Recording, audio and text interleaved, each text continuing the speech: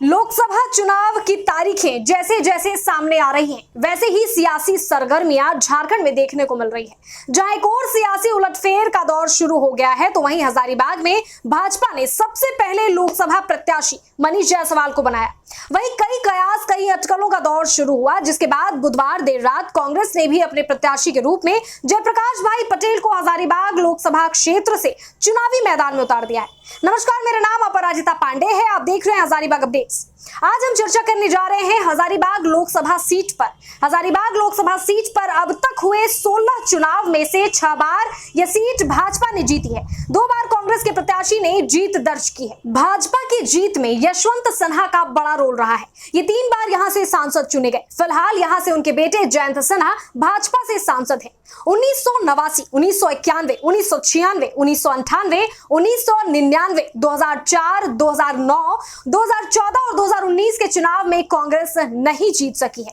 यह 16 बार चुनाव में मात्र 2 बार ही 1971 और 1984 में कांग्रेस ने सांसद दिया। 1989, 1996, 1998, 1999, 2009 और 2014 में भाजपा ने यहां से लोकसभा में सांसद भेजा है। ऐसा 7 बार के चुनाव में हुआ जब कांग्रेस प्रत्याशी दूसरे नंबर पर है।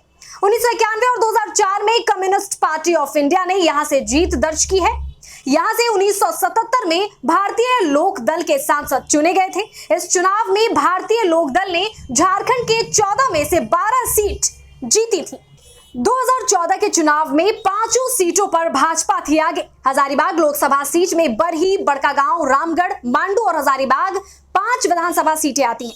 2014 के चुनाव में भाजपा के जयंत सिन्हा पहले स्थान पर थे, तो कांग्रेस के सौरभ नारायण सिंह दूसरे स्थान पर रहे थे। वहीं 2019 की बात करें तो लोकसभा चुनाव में भाजपा के जयंत सिन्हा की जीत हुई, तो वहीं कांग्रेस के गोपाल साहू दूसरे स्थान पर रहे। इधर राजनीतिक पंडितों का कहना है कि इस बार मनीष और जेपी के बीच आमने सामने की दंगल देखने को मिल सकती है। इस चुनाव में जातीय समीकरण का भी खेल रहेगा। जहां जेपी पटेल कुर्मी समाज से आते हैं, तो वहीं मनीष जायसवाल ओबीसी के बड़े चेहरे हैं।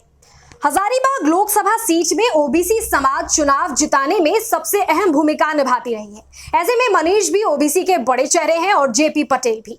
अब देखना दिलचस्प होगा कि इस चुनाव में किस नेता पर अपना भरोसा जताया जाता है। फिलहाल दोनों उम्मीदवार राजनीतिक साख बचाने में जुट गए हैं। अब थोड़ा हजारीबाग लोकसभा सीट को समझ लेते हैं। हजारीबाग लोकसभा सीट के अंतर्गत 5 विधानसभा की सीटें हैं। इनमें हजारीबाग सदर, मांडू, बरही, रामगढ़ एवं बड़कागांव शामिल है। हजारीबाग सदर विधानसभा सीट पर भाजपा का कब्जा है, तो वहीं रामगढ़ विधानसभा सीट पर भाजपा के सहयोगी आजसू, वहीं मांडू, बड़कागांव और विधानसभा सीट पर कांग्रेस का कब्जा है। बात हजारीबाग लोकसभा सीट की है और यशवंत सिन्हा की बात ना हो तो नाइंसाफी होगी। इधर बेटे जयंत सिन्हा को हजारीबाग लोकसभा सीट से भाजपा द्वारा टिकट न मिलने से नाराज चल रहे यशवंत सिन्हा इस बार खुलकर जेपी पटेल के समर्थन में चुनावी मैदान में देखने को मिलेंगे। जेपी पटेल के साथ साथ रंग गुलाल लगाते नजर आए यशवंत सिन्हा की तस्वीर कई कहानियां बयां कर रही हैं। इन दिनों यशवंत सिन्हा के सोशल मीडिया अकाउंट में अपलोड हो रहे रील्स भी नए अंदाज में नए अदावत को जन्म दे रहे हैं। फिलहाल के लिए इतना ही। मुझे और मेरी टीम को इजाजत दें। शुक्रिया।